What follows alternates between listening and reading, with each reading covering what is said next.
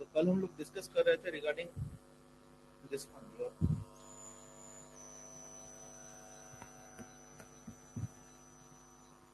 General features का चर्चा हो रहा था। There in we discussed about the different types of body plan, है ना। All types of body plan का डिस्कशन कल हो गया था। Open circulatory system, close circulatory system तक पढ़ा गया था, उसका नोट ले लीजिएगा, है ना। वो एक्चुअली बोर्ड का फोटोग्राफ लिया हुआ है, तो आप लोगों को तो पता ही है कि बोर्ड का फोटोग्राफ मेरे क्लास में होता है ना। तो उसका फोटोग्राफ लिया हुआ है, उससे आप ले लीजिएगा, ठीक है। चलिए नेक्स्ट हम लोग स्टार्ट करें रिगार्डिंग। उसके बाद हम लोगों का डिस्कशन रहेगा उसको क्या कहते हैं, सेगमेंटेशन पर आ देते हैं। पहले सेगमेंटेशन,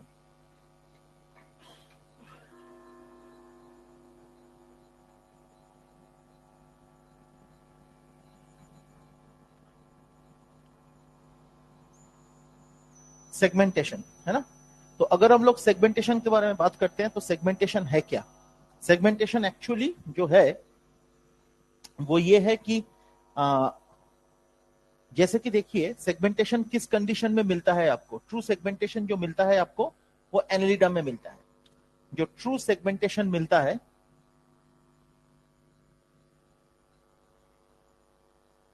ये एनालिडा में मिलता है। और अगर एनालिडा में ट्रू सेगमेंटेशन है तो इसमें क्या है, इसमें body is divided into ring like segments. आप लोग पढ़ते हो एनालिडा का, एनुली से नाम आता है, एनुलस। तो body is divided into ring like segments. तो body is divided into ring like segments.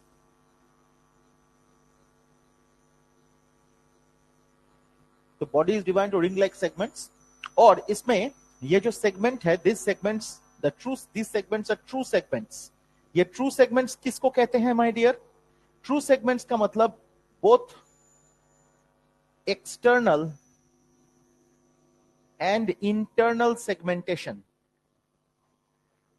Both external and internal segmentation present. तो सेगमेंटेशन क्या है, बोथ एक्सटर्नल सेगमेंटेशन भी है, इंटरनल सेगमेंटेशन भी है। तो बोथ एक्सटर्नल और इंटरनल सेगमेंटेशन प्रेजेंट। इसका मतलब this type of segmentation is called metameric segmentation. Metameric segmentation, है ना। और ये जो सेगमेंटेशन है मेटामरिक सेगमेंटेशन, मतलब ये जो, suppose this is the body of the annelid, this is the body of the annelid, और इसमें दीज आर द सेगमेंट्स।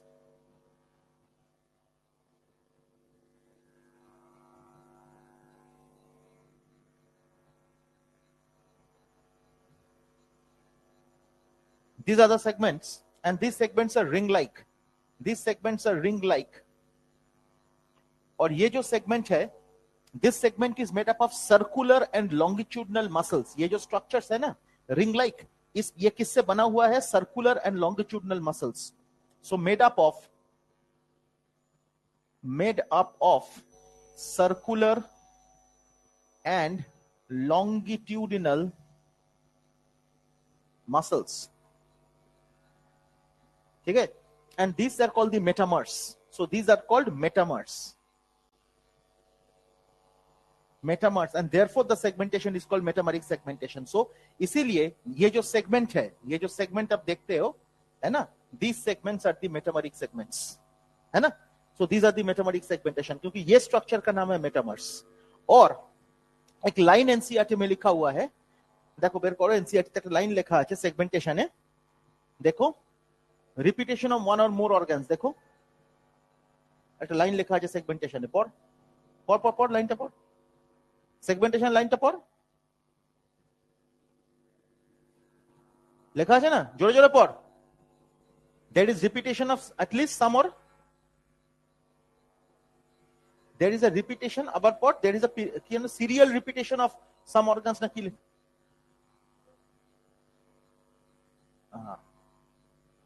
है ना, with serial repetition of at least some organs। मतलब क्या है, तो ये जो सेगमेंट है, ये सेगमेंट के अंदर has serial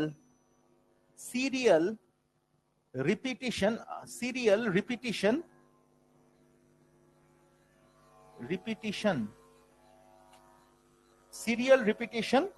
of some organs। तो এই যে জায়গাটা দেখছো, इस जगह पे कुछ ऑर्गन्स होते हैं, दीज आर ऑर्गन्स, और इसका रिपीटेशन भी है किसी किसी जगह पे, समझे ना? So these are the organs, so serial repetition of at least some organs. So ये जो है serial repetition of at least certain organs, है ना? तो ये जो सेगमेंट है उसके अंदर कुछ कुछ ऑर्गन का रिपीटेशन है। ये नीट का क्वेश्चन है, ये स्टेटमेंट कॉपी पेस्ट होता है, समझे?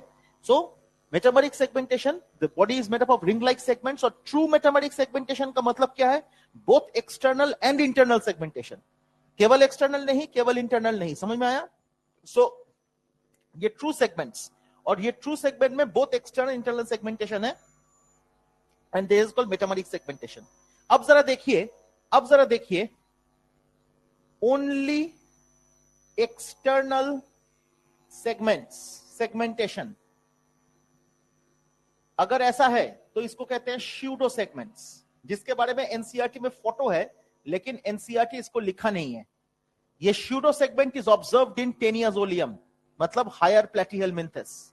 अब टेनियाजोलियम का फोटोग्राफ निकालिए 51 पेज नंबर में, उसमें देखो टेनिया में ऐसे ऐसे करके सेगमेंट दिया हुआ है, बॉडी में देखो ऐसे ऐसे करके सेगमेंट्स है, देखा आपने?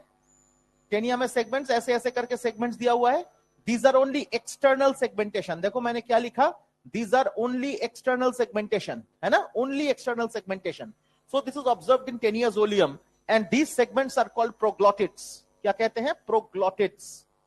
And this is found in higher platyhelminthes. Taenia solium क्या है? हायर प्लेटीहेलमिंथस, समझे?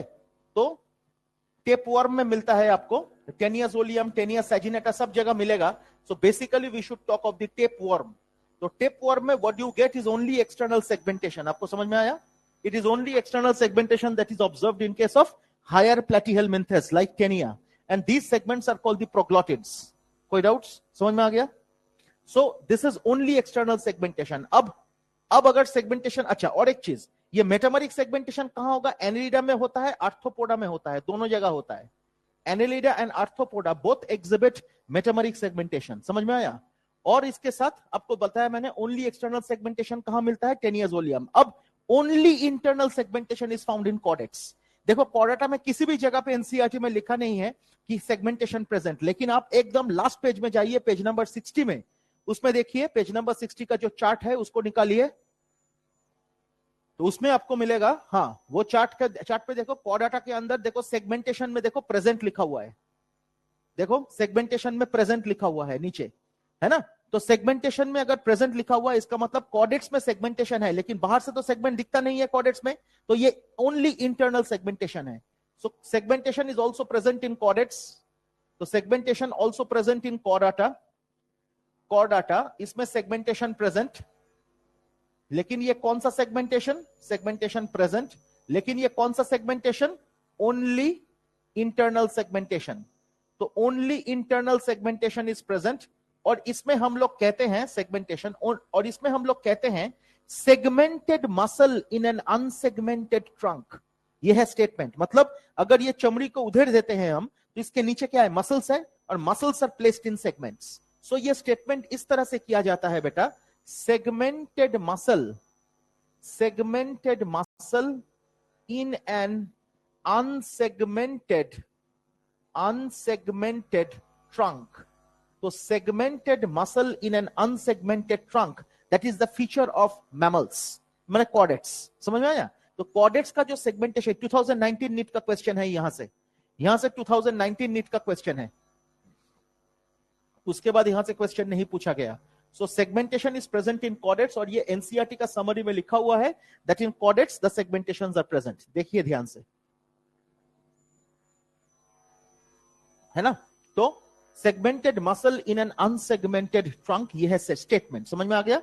The muscles are placed in segments।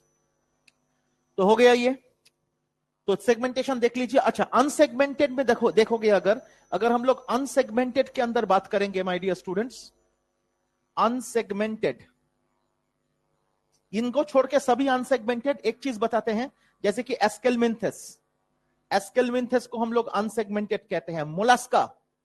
Mollusca is unsegmented, all are unsegmented except Neopilina except Neoplena. Neoplena is a mollusca which is segmented. Only mollusca which is segmented is Neoplena. All are unsegmented. Why? Because Neoplena is a connecting link between Annelida and mollusca. तो Annelida का segmentation carry करता है वो. So Neoplena is a connecting link. इसका अगर assertion है ये, तो इसका reason क्या होगा? It is a Neoplena. इसका reason होगा Neoplena is a connecting link between Annelida and mollusca. It is a connecting link between Annelida and mollusca, है ना? So Neoplena is a connecting link between Annelida and mollusca. ये है statement, ये reason है for the assertion, क्योंकि Annelid का segmentation is carried by the Neoplena. तो Annelid, segmentation of Annelid is present in Neoplena. Segmentation of Annelid is present. समझ में आ गया? Therefore, segmentation of Annelid is present. So these are reason to the assertion that all mollusca are unsegmented except Neoplena. समझ में आया? So these are unsegmented organisms. और भी है, तो Annelida हो गया, mollusca हो गया, etc. लगा दो. बाकी जो मैंने लिखा है इसको छोड़ के सब कोई Aschelminthes mollusca and many others are unsegmented. जो मैंने लिखा है Annelida हो गया, Arthropoda हो गया, Teniasolium pseudo-segmented और Caudex, इसको छोड़ के सब unsegmented. Am I clear? Generally segmentation हम लोग हायर ऑर्गेनिज्म से सोचते हैं, मतलब प्लेटिहेलमिंथेस से सोचते हैं. उससे नीचे हम लोग सेगमेंटेशन कंसीडर नहीं करते. पॉरीफेरा हो गया, निडेरिया हो गया, टेनोफोरा हो गया, उसमें हम लोग सेगमेंटेशन कंसीडर नहीं करते. ठीक है, तो ये हो गया अभी फिलहाल. चलो नेक्स्ट हम लोग डिस्कस करेंगे रिगार्डिंग सीलोम. और द बॉडी कैविटी. चलिए डिस्कशन शुरू करते हैं my dear students. Coelom, preferably called the body cavity. तो सीलोम और द बॉडी कैविटी है ना. तो हम लोग अगर सीलोम के बारे में बात करेंगे तो और द बॉडी कैविटी के बारे में बात करेंगे तो what do you mean by a coelom? Coelom is a space or a cavity which is lined by embryonic mesoderm. तो सीलोम क्या है? It's a space or cavity. So it is a space or cavity which is lined by embryonic mesoderm. So it is a space or cavity which is lined by embryonic mesoderm, that is called coelom. Am I clear? So the layer which is lining the cavity is a mesodermal layer. So it is a cavity or a space which is lined by embryonic mesoderm, that is called a coelom. अब जरा ध्यान से सुनिएगा, ये जो coelom है इसके types क्या क्या है. Let's consider the types of coelom. Types क्या है? Acoelomate. Number 2, pseudocoelomate. And number 3, eucoelomate. है ना? eucoelomate. एम्ब्रियोनिक मेसोडर्म से लाइंड है, मतलब ये जो अगर जर्मिनल लेयर के बारे में हम लोग बात करें, सो this is the ectoderm, this one is the mesoderm and this one is the endoderm. ये तो हम लोगों को पता है. So these are the germinal layers, germ layers or germinal layers. So these are the germinal layers, है ना? Ectoderm and mesoderm and endoderm. और ये germinal layer जो है, ये germinal layer में अगर mesoderm से कोई layer बनता है and it encloses a cavity, then that is called a coelom, है ना? mesoderm कोई layer अगर बनाएगा or that layer will enclose a cavity, then that will be considered under coelom. So it is actually surrounded by mesoderm, है ना? So if mesoderm forms a layer and it lines a cavity, that is called a coelom. The cavity is called coelom. अब जरा देख acoelomate में क्या है. अच्छा, और एक चीज इसके साथ साथ आपको यह समझना है कि अगर जिसमें तीनों जर्म अच्छा, based on the number of germinal layers formed, based on the number of germinal layers formed, जो the two layers are formed, ecto and endo, अगर ectoderm and endoderm form करता है only दो layer, then it is called diploblastic. then these organisms are called diploblastic. Or if 3 layers are formed, ecto, endo, meso, ecto, endo and meso, 3 layers are formed, then this is called triploblastic. है ना? One is diploblastic, the other is triploblastic. समझ में आया? So अगर 2 layer form करता है that is diploblastic, अगर 3 layer form करता है that is triploblastic. So generally triploblastic organisms में मेसोडर्म रहते हैं, लेकिन ट्रिप्लोब्लास्टिक ऑर्गेनिजम्स में मेसोडर्म रहते हैं मतलब सिलोम, अगर ट्रू सिलोम के बारे में हम लोग बात करेंगे तो हमेशा ट्रिप्लोब्लास्टिक होगा वो. विदाउट ट्रिप्लोब्लास्टिक फॉर्मेशन कभी सिलोम बन नहीं सकता. समझे? तो ट्रिप्लोब्लास्टिक जब तक नहीं होगा, है ना, जब तक ट्रिप्लोब्लास्टिक नहीं होगा तब तक ये सिलोम नहीं बनेगा. सो ट्रिप्लोब्लास्टिक होने से mesoderm develops and therefore coelom is formed. ठीक है? So all coelomate organisms are triploblastic. All coelomate organisms are triploblastic. एक स्टेटमेंट लिखते हैं my dear students, all coelomates are triploblastic. ये स्टेटमेंट करेक्ट है या इनकरेक्ट है? All coelomates are triploblastic. Definitely it is correct. Because coelomate होने के लिए ट्रिप्लोब्लास्टिक होना जरूरी है. सिलोमेट होने के लिए ट्रिप्लोब्लास्टिक होना बहुत ही जरूरी है. विदाउट सिलोम मतलब विदाउट ट्रिप्लोब्लास्टिक 3 जर्मिनल लेयर कभी सिलोम नहीं बन सकता. On the other hand if I write my dear, ये स्टेटमेंट लिखे हम लोग, all triploblastic organisms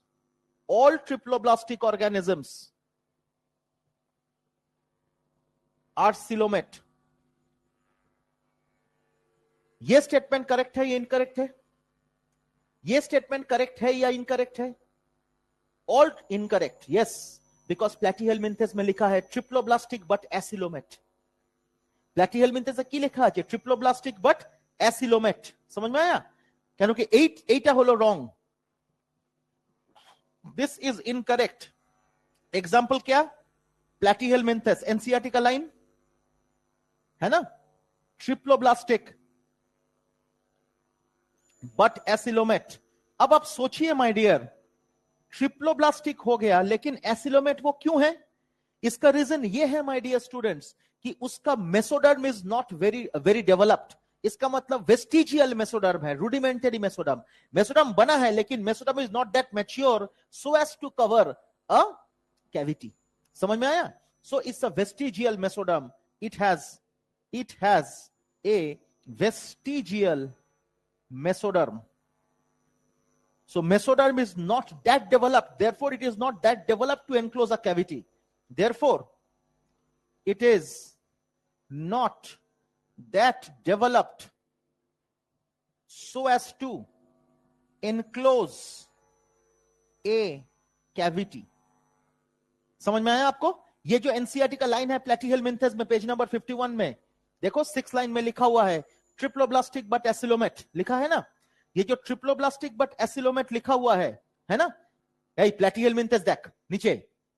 triploblastic but acoelomate जो है माय डियर स्टूडेंट्स, ये ट्रिप्लोब्लास्टिक बट एसिलोमेट क्यों है? Because the mesoderm is not that developed. देखो मेसोडर्म उतना डेवलप नहीं है, इसीलिए वो कोई कैविटी को इनक्लोज नहीं कर पा रहा है. उसका एजर्शन अगर ये है तो उसका रीजन ये है. तो इट इज एजर्शन अगर ये है माय डियर, रीजन ये है. Am I clear? तो स्टेटमेंट बेस्ड, तो इसका मतलब क्या है? All triploblastic are coelomates, but all coelomates are not. All coelomates are triploblastic, but all triploblastic are not coelomates. समझ में आ गया? तो इससे हम लोग कंक्लूड कर सकते हैं, therefore all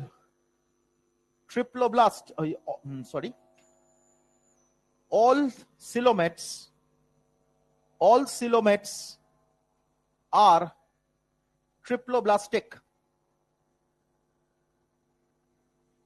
But all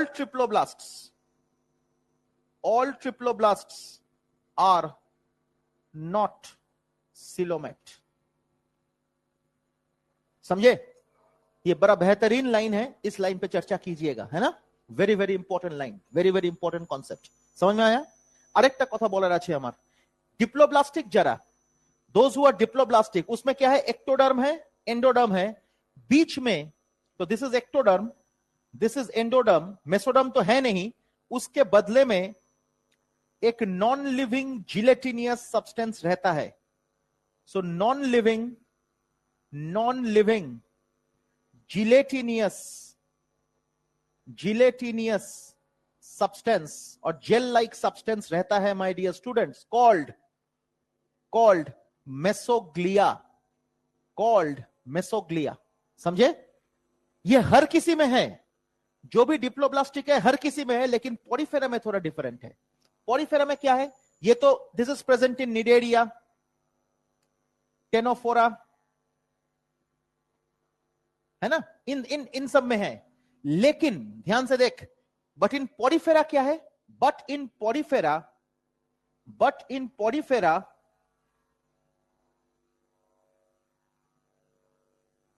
ये जो है ये लिविंग सब्सटेंस है, लिविंग जेल लाइक सब्सटेंस है, दैट इज कॉल्ड मेसेनकाइम, जहां पे सेल्स आर सस्पेंडेड. समझे? So this one is a living jail like substance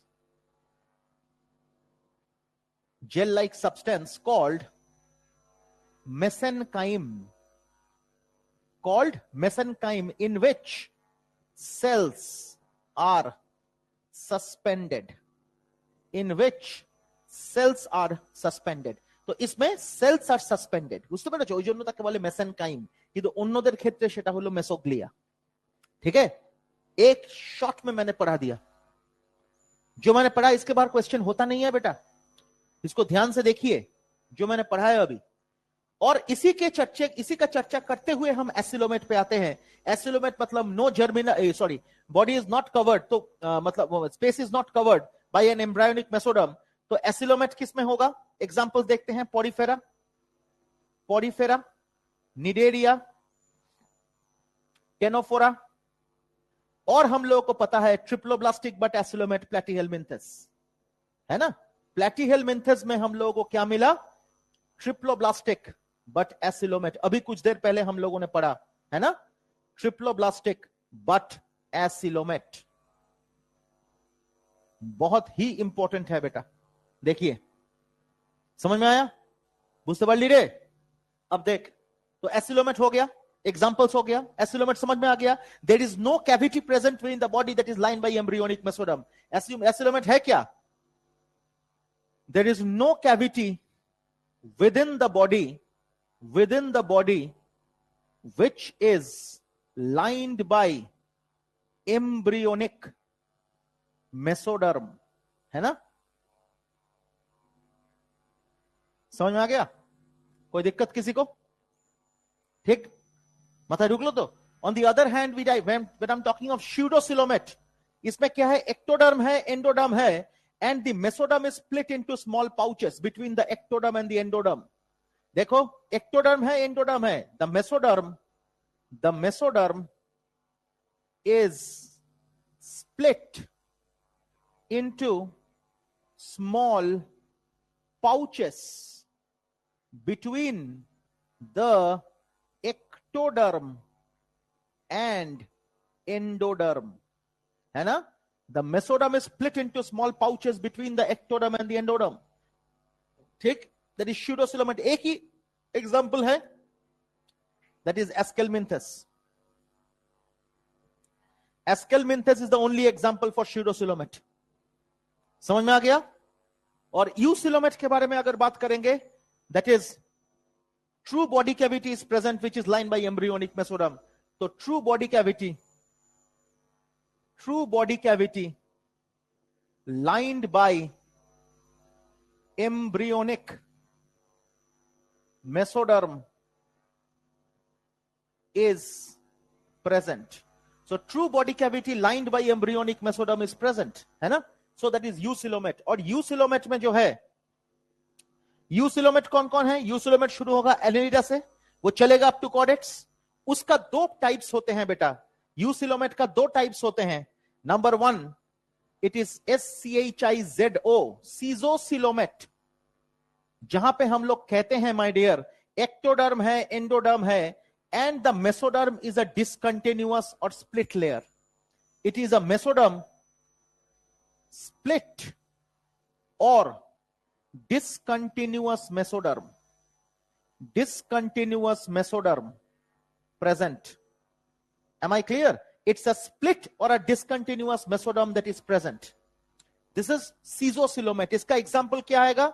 Annelida, Arthropoda, Mollusca. Annelida, Arthropoda, Mollusca. ये तीन प्रेजेंट, इन तीनों में caesocoelomate है.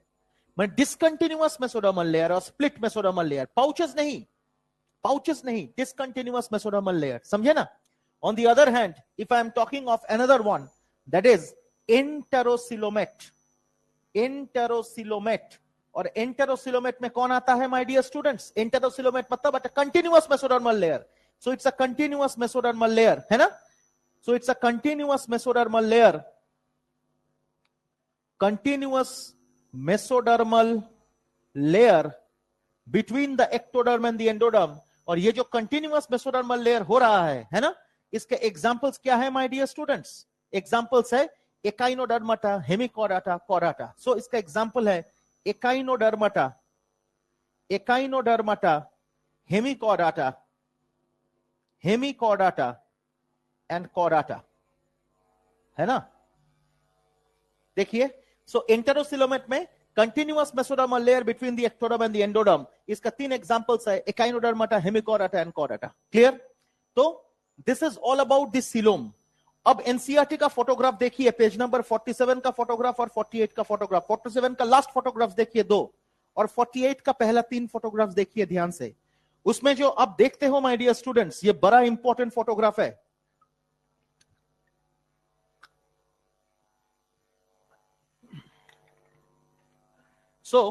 वो जो फोटोग्राफ्स है देखो, 47 का जो सेकंड फोटोग्राफ है और फर्स्ट फोटोग्राफ है, इन दोनों को ध्यान से देखिए.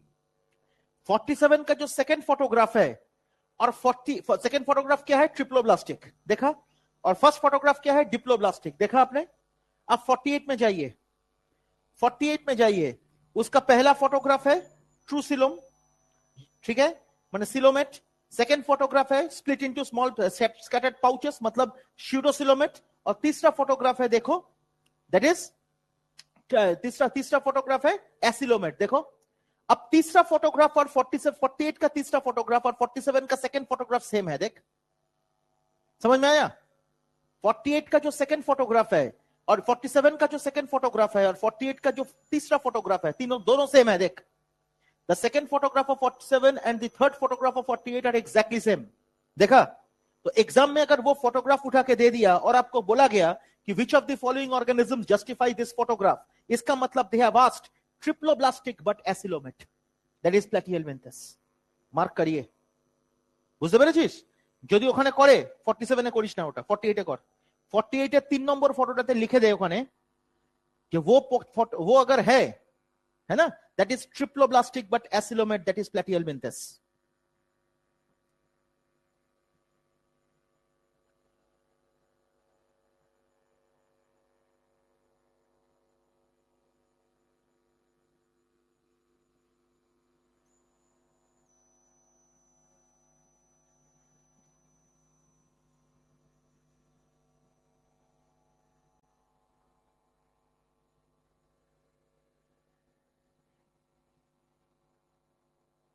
बुझते पारले? जो भी डिस्कशन करा समझ में आ गया? किसी के मन में कोई भी दुविधा? देख लीजिए, इसका फोटोग्राफ ले लीजिए, फोन থেকে ছবি তুলে নেন. এটা प्लस এখানেও থাকলো द रिकॉर्डिंग इज हियर, ठीक है? प्लेटफॉर्म में आपको रिकॉर्डिंग मिल जाएगा, आज से ही मिलता रहेगा, डोंट वरी. अगर आपको कभी देखना है वो भी आप देख सकते हो, ठीक है?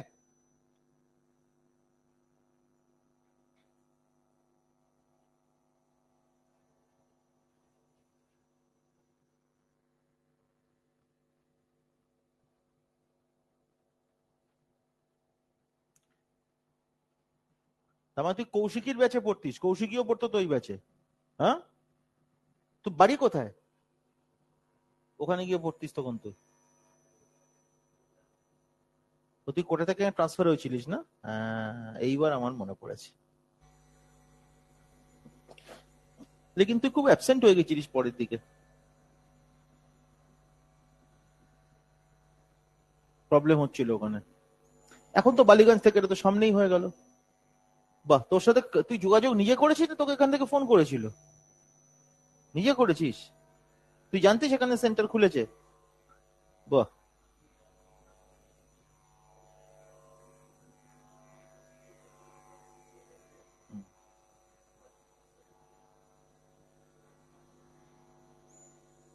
ভালো করেছিস, তো সামনেও হয়ে গেল, এটা কোনো ঝামেলা নেই। বাহ, প্লাস আমিও আছি এখানে। এটা তো জানতিস না বোধহয়, আজকেই জানলি?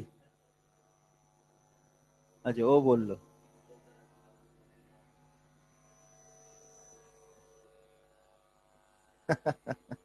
हाँ, this I am in charge of this centre. ये इस साल ही बना है ना ये सेंटर? हाजरा 2 साल हुआ, मतलब पिछले साल बना था, ये इस साल बना है, तो ये भी अब ये होगा। चिनार पार्क भी बना है, बैरकपुर बैरकपुर भी इस साल बना है। 2 सेंटर पहले पिछले साल था, और फिर इस साल 2 सेंटर आया। एनीवे, ले लिया इसका फोटोग्राफ, तो कोई दिक्कत तो नहीं है? चलो, बहुत अच्छी बात है। अच्छा, एक सेकंड, ये लड़की का क्या हुआ? वो ज्वाइन, अच्छा ठीक है, बाद में बात कर लेते हैं। মেয়েটার কোনো খবর নেই না মেয়েটার? ও কেন আজকে এলো না কেন কে জানে, তো সামনেই থাকে। ठीक है। अच्छा, और एक चीज, अब ये सिलोमेट में और एक चीज आपको मैं बताना चाहता हूं माय डियर। देखो बेटा, एक और चीज, हमारे बॉडी में कितने सिलोम है? कौन कौन सा सिलोम है? एब्डोमिनल कैविटी को अगर हम लोग कंसीडर करें, एब्डोमिनल कैविटी में एक पेरिटोनियल लेयर है ना? पेरिटोनियल कैविटी है, जैसे किडनी पेरिटोनियल के पीछे है, पेरिटोनियम के पीछे। तो peritoneal cavity can also be considered to be a coelom. क्यों? बिकॉज ये जो पेरिटोनियम है,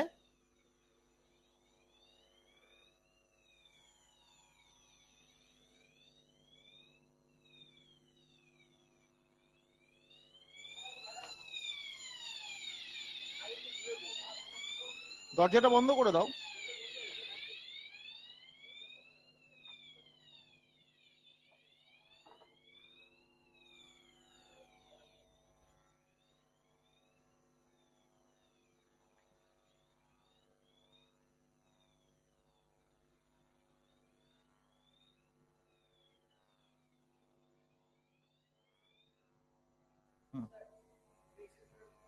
কি নিচ্ছ? হ্যাঁ, নাও।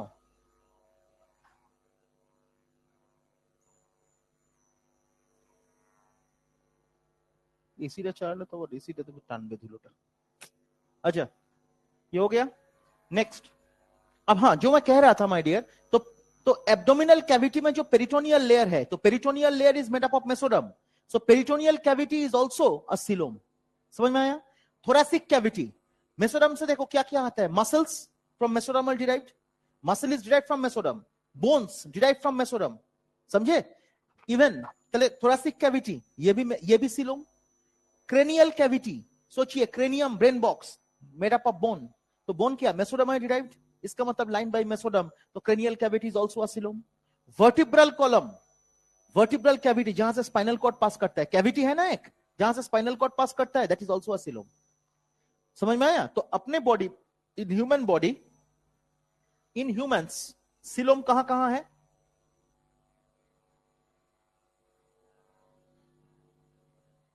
আরেকবার ফটো তুলে নিস। Coelom is present in number 1 peritoneal cavity, number 2 thoracic cavity। thoracic cavity समझते हो तो my dear? thoracic cavity, thorax বক্ষ গহ্বর। अच्छा, नंबर 3 क्या कहा? cranial cavity, cranial cavity। Number 4 vertebral cavity, vertebral cavity, है ना? हो गया, दीज आर दी सिलोम। ठीक है, ये 4 है सिलोम। तो देख लीजिएगा इसको, इसका फोटो ले लीजिए, ये कंप्लीट हो गया। फिर ये कंप्लीट हो गया।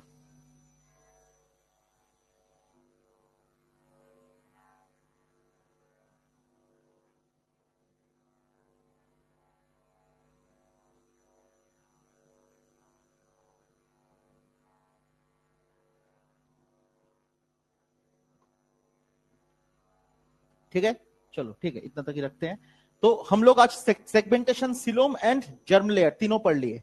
और क्या बचा है अपने पास? सिर्फ नोटोकॉट बचा है। अब नोटोकॉट के बारे में अभी बात कर लेते हैं। नोटोकॉट क्या है? मेसोडर्मली derived rod like structure, NCERT का लाइन। तो मैंने नोटोकॉड जो बनता है इन केस ऑफ कॉर्डेट्स, है ना, कॉर्डेट्स में नोटोकॉड है, तो dorsal hollow nerve cord, notochord and pharyngeal gill slits and post anal tail था ना, and notochord was present between dorsal hollow nerve cord above pharyngeal gill slits below, उसके बीच में नोटोकॉड है। 55 खोलिए, 55 खोलिए, 55 को ऊपर वाला फोटो देखिए, ऊपर वाला फोटो, ऊपर क्या है? डॉर्सल हॉलो नर्व कॉर्ड, नीचे क्या है? Pharyngeal gill cleft. उसी फोटो में नीचे क्या है? फेरिंजियल गिल क्लेफ्ट, और उसके बीच में देख नोटोकॉर्ड। तो नोटोकॉर्ड का जो प्रेजेंस है that is between the dorsal hollow nerve cord above and pharyngeal gill cleft below, है ना। और ये नोटोकॉर्ड कहां से आता है? मेसोडर्म से आता है ना, रॉड लाइक स्ट्रक्चर, जो कि मॉडिफाइड होकर डेवलप होकर क्या बनेगा? Cranium and vertebral column. वही नोटोकॉर्ड खोलिए, पेज नंबर 48 खोलिए, वही नोटोकॉर्ड जो आप देख रहे हो वो डेवलप करके क्या बनेगा? Cranium and vertebral column. समझ में आया? वो कभी कार्टिलेजिनियस बन सकता है, जैसे कि in case of cyclostomes it is cartilaginous, in case of mammals it is bony, है ना। तो ये जो नोटोकॉट का वेरिएशन है माय डियर, नोटोकॉट का ओरिजिन है मेसोडर्म से, और ये डेवलप करेगा into the cartilage, into cranium and vertebral column. Cranium माने ये और वर्टिब्रल कॉलम माने मेरुदंड, है ना। सो क्रेनियम एंड वर्टिब्रल कॉलम ये दोनों बनेगा। इसीलिए मैंने कहा था cranial cavity is a coelom. कैनो? बिकॉज नोटोकॉट क्या? मेसोडर्म डिराइव्ड, उससे बोन्स होता है। ये क्या है? बोन या तो कार्टिलेज, तो वो कैविटी क्या कैसे किससे लाइन होगा? दैट इज बाय मेसोडर्म, क्योंकि नोटोकॉट से बना है, इसका मतलब mesoderm derived, bones are mesoderm derived, cartilages are mesoderm derived, इसीलिए cranial cavity is a coelom, इसीलिए vertebral cavity is a coelom. समझ में आया? क्योंकि वो नोटोकॉट से डेवलप किया है। ये याद रखिएगा। उधर इसका जो लॉजिक है कहां गया? इसका जो एजर्शन है, ये अगर एजर्शन है, उसका रीजन है नोटोकॉट से बनता है क्रेनियम एंड वर्टिब्रल कॉलम। समझ में आया? ये जो cranial cavity and vertebral cavity, इसको हम लोग सीलोम क्यों कहते हैं? बिकॉज क्रेनियम बोन से बनता है, तो बोन के अंदर जो कैविटी है दैट इज ऑल, तो बोन क्या है? मेसोडर्म से आया, इसका मतलब वो कैविटी मेसोडर्म से लाइन किया हुआ है। समझ में आया? इसीलिए cranial cavity and vertebral cavity can also be considered coelom. कैनो? Because नोटोकॉट develops into cranium and vertebral column. समझ में? कंप्लीट। आपका जनरल इंट्रोडक्टरी डिस्कशन जो भी था कंप्लीट हो गया, इसका रिकॉर्डिंग भी हो गया, अच्छी बात है। कल का रिकॉर्डिंग नहीं हुआ था, हालांकि कोई दिक्कत नहीं, अब अभी से रिकॉर्डिंग हो जाएगा, है ना। तो आप लोग भी देख सकते हो, कल का फोटो ले ले जरा, है ना, इसका फोटो भेज दे इसको बच्चे को, ठीक है। और आप लोग अपने में ग्रुप बना लेना, मुझे मत इंक्लूड करना, कोई भी फैकल्टी को इंक्लूड मत करना, लेकिन आप लोग शेयर कर लेना, है ना, ठीक है। चलिए, थैंक यू।